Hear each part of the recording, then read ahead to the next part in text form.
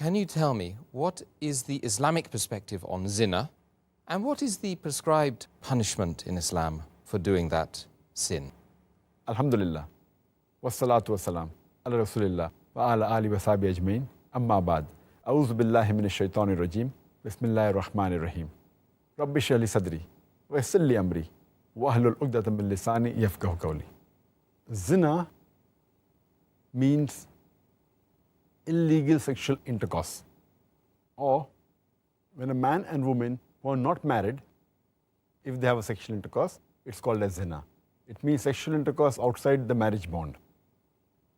And the Islamic Sharia, its basic aim is to preserve the honor and lineage. That is the reason zina, that is illegal sexual intercourse, it is a major sin. And Allah subhanahu wa ta'ala says in the Quran, in Surah Isra, chapter number 17, verse number 32, come not close to zina, come not close to unlawful sexual intercourse, for it is a shameful deed, an evil opening other routes to evil. Islam has tried its best to protect the honor of the man and the woman, and there are various guidelines given in the Sharia and the Quran and Hadith which prevents a person from coming close to zina. Number one is hijab has been prescribed. And besides hijab for the woman, hijab for the man also. For the woman, her complete body should be covered. The only part that can be seen are the face and the hands up to the wrist. Some scholars say that even this should be covered. And Allah says about the hijab, Allah has prescribed the hijab for the man first in the Quran and then for the woman. Allah says in the Quran in Surah Nur, chapter number 24, verse number 30, say to the believing man that he should lower his gaze and guard his modesty. Moment a man looks at a woman, if any brazen thought, any unashamed thought comes in his mind, he should lower his gaze. The next verse speaks about the hijab for the woman. It says in Surah Nur, chapter number 24, verse number 31, say to the believing woman that she should lower her gaze and guard her modesty, and display not her beauty except what appears ordinary of, and draw her veil over the bosom, and the verse continues. So basically lowering the gaze is very important, which prevents zina to a great extent. And the punishment for this unlawful sexual intercourse, zina, there are two types of punishments depending upon the type of zina. Zina can be of two types. Number one is that unlawful sexual intercourse done by an unmarried man and woman. It's called as fornication in English. And if unlawful sexual intercourse is done by a married man or woman, it is called as adultery. The punishment for both, it differs. Allah says in the Quran, in Surah Nur, chapter number 24, verse number 2, as for the woman and man who commit fornication, as for the fornicator, be it a woman or a man, flog each with 100 stripes, means give them 100 lashes, and let not your heart be moved towards them.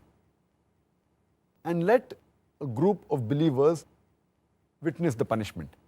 That means if any man or woman who is not married, if they have unlawful sexual intercourse, the punishment is 100 lashes, flogging them with 100 lashes. And as far as punishment for adultery is concerned, unlawful sexual intercourse done by a married man or woman, it's mentioned in Sahih Bukhari, volume number 8, in the book of Hudud, hadith number 6814. A man approaches Prophet Muhammad ﷺ and says that I have committed adultery. And the man, he bears witness 4 times that he has committed adultery, and the Prophet, he ordered that he should be punished, he should be stoned to death because he was a married man. So the punishment for adultery, unlawful sexual intercourse done by a married man in Islam, it is stoning to death.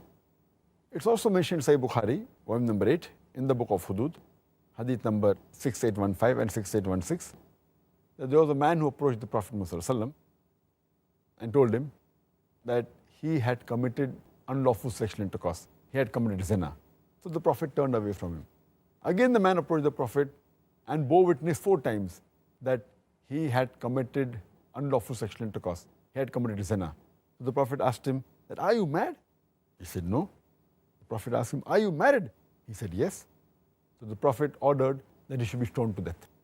This again proves that for adultery, zina, unlawful sexual intercourse done by married man or woman, the punishment is stoning to death.